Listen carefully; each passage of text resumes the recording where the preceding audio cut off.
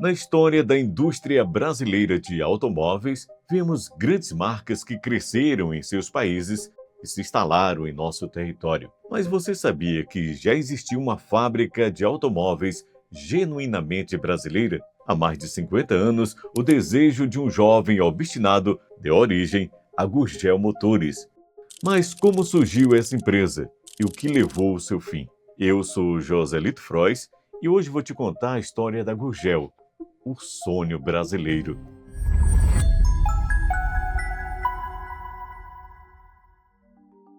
A montadora foi um sonho do jovem João Augusto Conrado de Amaral Gurgel e sempre desejou um carro que fosse 100% nacional na garagem dos brasileiros.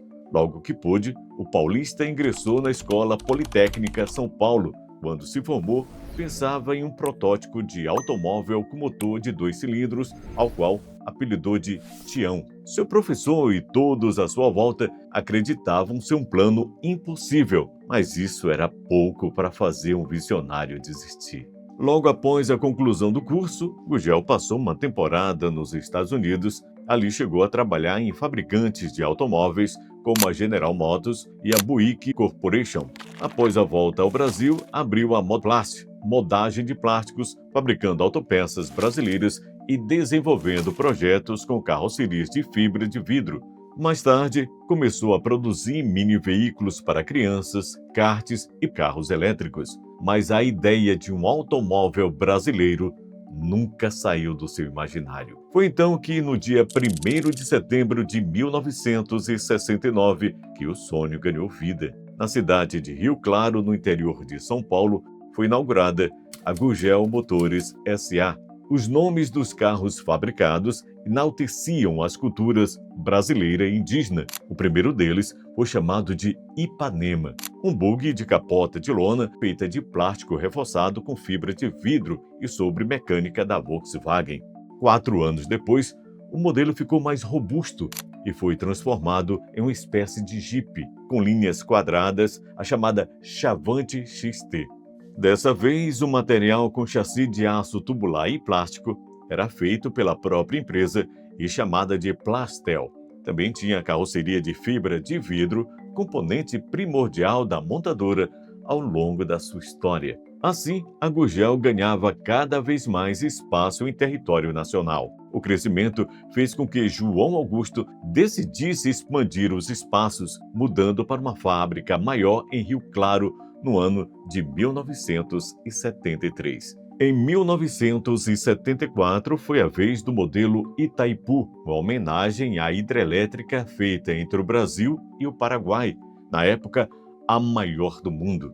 A pioneira empresa continuou inovando e lançou o Chavante 12, que tinha partes da estrutura em plástico reforçado com fibra de vidro e a mecânica da Volkswagen. O projeto foi bem aceito pelo Exército Brasileiro, o qual encomendou um grande lote, chegando também a ser utilizado por unidades da Polícia Militar. Já em 1976, a montadora inovou mais uma vez ao lançar o Chavante X12 TR, impressionando com sua garantia de 100 mil quilômetros, alcance nunca pensado na época. Com o feito, a fábrica chegou a ser a primeira exportadora de carros especiais do Brasil.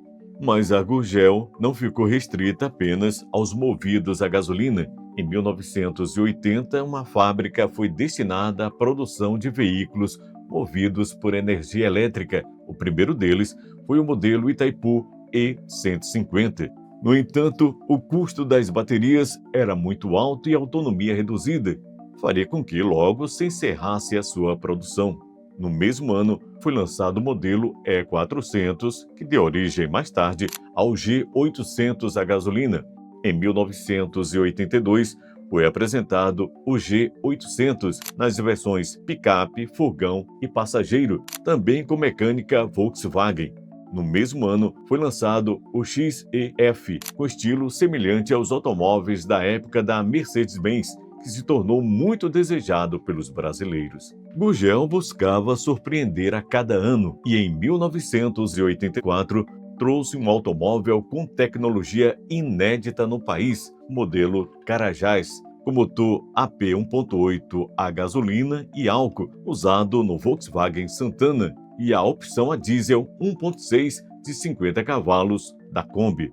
Porém, o empresário ainda não estava satisfeito. Queria ter um carro 100% nacional. Surgiu assim, em 1987, o projeto do Carro Econômico Nacional, ou simplesmente Senna, nome que causou conflitos com a família do ídolo já falecido Ayrton Senna. O lançamento ocorreu no dia 7 de setembro, no qual se celebrava a independência da pátria, ao mesmo tempo em que se buscava a independência em relação às montadoras estrangeiras. No ano seguinte, o Senna dava origem ao BR-800, versão comercial que chegou a custar $7.000. Porém, nem todos os brasileiros puderam ser proprietários do veículo. Para isso, era necessário se associar à empresa. Os interessados pagavam o valor do carro, além de $1.500 pelas ações da empresa. A campanha de marketing agregou 8.000 sócios e 10.000 ações. Desse momento em diante, outros modelos foram lançados e outros viraram apenas projetos, como o modelo Delta e a construção de uma filial no estado do Ceará. Devido à decisão do governo Collor de isentar os carros com motor abaixo de 1.0 de pagar IPI, as montadoras estrangeiras lançaram carros com esse tipo de motorização e com preços menores que a do BR-800. Além disso, foi facilitada a importação de outros veículos neste período. Infelizmente, esse cenário e a negativa do governo em conceder empréstimo milionário para manter a companhia de pé provocou a falência da Gurgel em 1994 e o fechamento definitivo de suas portas em 1996. Dessa forma, um sonho chegava ao fim. Houve um prejuízo de mais de 280 milhões de reais. As instalações da fábrica foram vandalizadas e peças de maquinário e veículos furtados. As acomodações foram leiloadas por 16 milhões de reais em 2007 para pagamento de dívidas trabalhistas. Quanto ao seu proprietário, o mesmo desenvolveu o mal de Alzheimer em 2001, vindo a falecer em 30 de janeiro de 2009, aos 82 anos. O sonhador partiu, mas deixou vivo seu legado de resistência e empreendedorismo para o alcance dos seus objetivos. Hoje, muitos brasileiros se recordam saudosos da trajetória da Gurgel Motores S.A.